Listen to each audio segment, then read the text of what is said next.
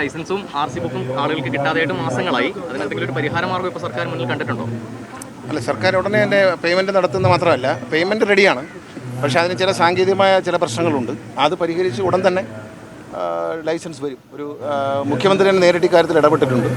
അദ്ദേഹം അടുത്തത് തന്നെ ദിവസങ്ങളിൽ തന്നെ ഒരു തീരുമാനം ഉണ്ടാക്കും, ഒരു ചർച്ച വെച്ചിട്ടുണ്ട്. അപ്പോൾ അത് സാങ്കേതികമായ പ്രശ്നങ്ങളാണ്, നിയമപരവും സാങ്കേതികമായ പ്രശ്നങ്ങളാണ്. അത് ഒരുപാട് വർഷങ്ങളായിട്ട് ഞാൻ പറഞ്ഞല്ലോ, ഒരുപാട് വർഷമായിട്ട് ഇതിൻ്റെ പേരിൽ ഇങ്ങനെ കോടതികളിൽ ഇങ്ങനെ കേസുകൾ നടത്തുന്ന ആളുകൾ, വടക്കേ ഇന്ത്യയിൽ നിന്നൊക്കെ ചില ആളുകൾ വന്നിട്ട് വലിയ മത്സരങ്ങളാണ് നടക്കുന്നത്. അപ്പോൾ അതെല്ലാം ഒഴിവാക്കിക്കൊണ്ടാണ് സർക്കാർ ഒരു സുതാര്യമായ രീതിയിൽ മുന്നോട്ട് പോകുമായിരുന്നു. അപ്പോൾ അതുകൊണ്ട് ആ നിലയിൽ തന്നെ പോകണം, മറ്റൊരു കേസിലേക്കോ ഒരു ലിറ്റിഗേഷനിലേക്ക് പോകാതെ കൊണ്ടുപോകണം. അതനുസരിച്ച് ഉടനെ തന്നെ അതിലൊരു തീരുമാനം ഉണ്ടാകും. ഒരു 2-3 ആഴ്ചക്കുള്ളിൽ കൊടുത്തു തുടങ്ങാൻ കഴിയുന്ന പ്രതീക്ഷ.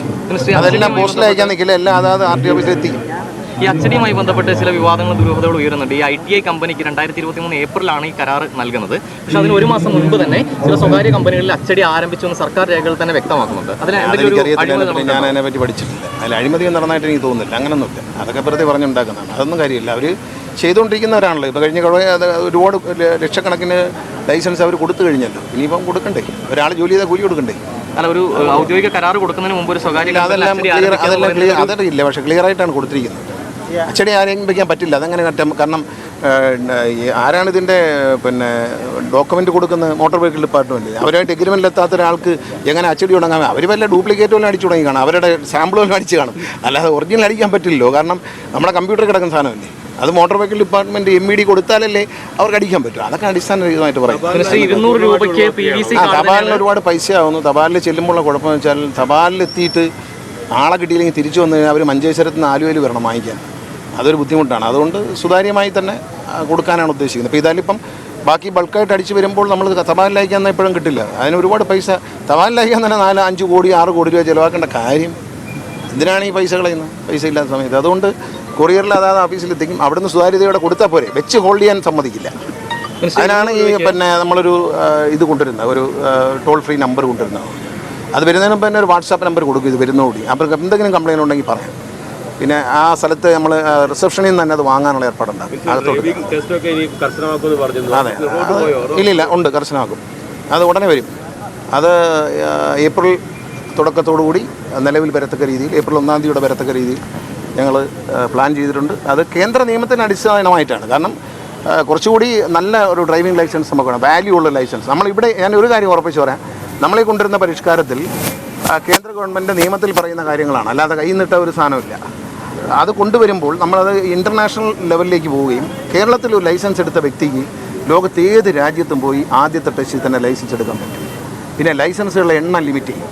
ഒരു ദിവസം പുതിയ ലൈസൻസ് ഒരു RTO ഓഫീസിൽ നിന്ന് 20 തന്നെ കൊടുക്കും. പഴയത് പരാജയപ്പെട്ടവർക്ക് 15 എണ്ണം അവർക്ക് ടെസ്റ്റ് നടത്തി 15 എണ്ണം, അങ്ങനെ 35 ലൈസൻസ് ഒരു RTO ഓഫീസിന് കൊടുക്കത്തുള്ളൂ. 200 രൂപയ്ക്ക് PVC കാർഡ് തന്നെ കൊടുക്കുന്ന നിലയിലേക്കാണ് പോകുന്നത്. ഈ പറയുന്ന ഒരു ആരോപണത്തിനും കഴമ്പില്ല. കാരണം ഇന്ത്യയിൽ ഏറ്റവും വില കുറഞ്ഞ നിലയിൽ ഈ കാർഡ് അടിച്ചു തരുന്ന ഈ കമ്പനി തന്നെയാണ്. മറ്റ് സ്റ്റേറ്റുകളനുസരിച്ചുള്ള കാർഡിലേക്ക് ഇനി ഒരു മാറ്റം ഉണ്ടാകുമോ? അല്ല, കേന്ദ്ര മാനദണ്ഡം അനുസരിച്ചുള്ള കാർഡ് തന്നെയാണ് പഠിച്ചുകൊണ്ടിരിക്കുന്നത്. കേന്ദ്ര മാനദണ്ഡം അനുസരിച്ചുള്ള കാർഡ് തന്നെയാണ് പഠിച്ചുകൊണ്ടിരിക്കുന്നത്. അതിൽ വേറെ മാറ്റങ്ങളൊന്നുമില്ല. അതിൽ ഈ ചിപ്പും ഒന്നും പറഞ്ഞിട്ടില്ല. ഈ വന്നുകൊണ്ടിരിക്കുന്ന കാർഡ് തന്നെയാണ് കേന്ദ്ര നിർദ്ദേശമുള്ള കാർഡ്. ഇത് തന്നെയാണ്, അത് തന്നെയാണ് അടിക്കുന്നത്.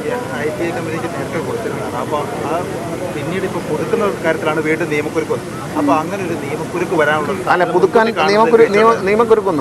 നിയമക്കുരുക്കൊന്നുമില്ല. അത് മാറും, കുഴപ്പമില്ല. അത് വലിയ പ്രശ്നങ്ങളൊന്നുമില്ല. അത് ഓൾറെഡി അവരുമായി ഒരു എഗ്രിമെൻറ്റിൽ എത്തിയിട്ടുണ്ടല്ലോ. അത് നിയമപരമായി തന്നെ വന്ന എഗ്രിമെൻറ്റാണ്. അത് ബഹുമാനപ്പെട്ട ഹൈക്കോടതി അംഗീകരിച്ചതാണ്. അംഗീകരിച്ച ഒരു എഗ്രിമെൻ്റ് അല്ലേ. ആ എഗ്രിമെൻറ്റിൽ എന്തെങ്കിലും മാറ്റം വേണമെന്നുള്ള സാഹചര്യം ഇപ്പോൾ ഇല്ല. ആ പേയ്മെൻറ്റ് കൊടുക്കുന്നതിന് മുമ്പ് അത് ക്ലിയർ ചെയ്യും. അതിനൊന്നും ഒരു പ്രശ്നമില്ല. അതിനകത്തൊന്നൊരു ക്രമക്കേടോ അഴിമതി ഒന്നുമില്ല. വെറുതെ അങ്ങനെ നമ്മൾ ചിന്തിക്കുകയുണ്ട്. അതുകൊണ്ടല്ല വരാത്തത്.